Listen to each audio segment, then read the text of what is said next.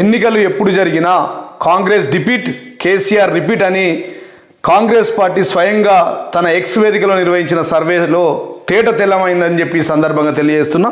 వారు నిర్వహించిన సర్వేలోనే కేసీఆర్ పైన పూల వర్షం, రేవంత్ పాలన పైన రాళ్ల వర్షం కురిపించారని చెప్పి ఈ సందర్భంగా తెలియజేస్తూ ఉన్నా.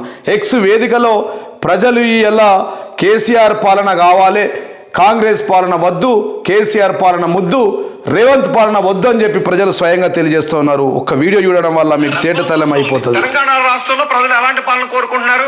ఏ ఫామ్ హౌస్ పాలన, బి ప్రజల వద్దకు పాలన అంటూ 66.1% మంది స్కోర్ చేస్తే 33.9% మంది ప్రజల వద్దకు పాలన అంటూ కాంగ్రెస్ అంటూ పోస్ట్ చేశారు. ఇప్పుడు దీనిపై రాజకీయ వర్గాల్లో జరుగుతున్న చర్చ ఏంటి?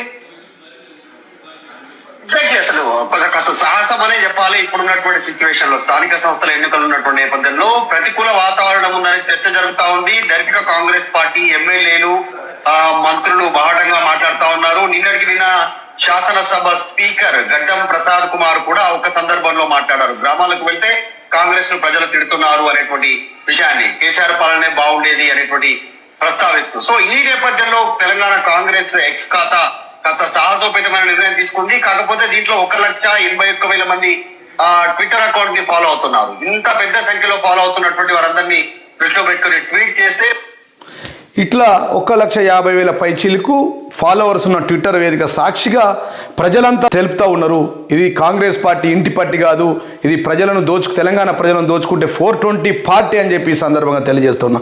కాంగ్రెస్ పార్టీ ప్రజల తరపున ఫైటింగ్ చేసే పార్టీ కాదు, ప్రజలను చీటింగ్ చేసే పార్టీ అని చెప్పి ఈ సర్వేలో తేట తెల్లమైందని చెప్పి సందర్భంగా తెలియజేస్తుంది. ఈ సర్వే ద్వారా కాంగ్రెస్ పార్టీ యొక్క మైండ్ బ్లాక్ అయిపోయి గుండె జారి గల్లంత అయిపోయిందని చెప్పి సందర్భంగా తెలియజేస్తున్నారు. కాబట్టి సారే కావాలి, కారే కావాలి, కేసీఆర్ కావాలని చెప్పి తెలంగాణ ప్రజలు కోరుకుంటా ఉన్నారు.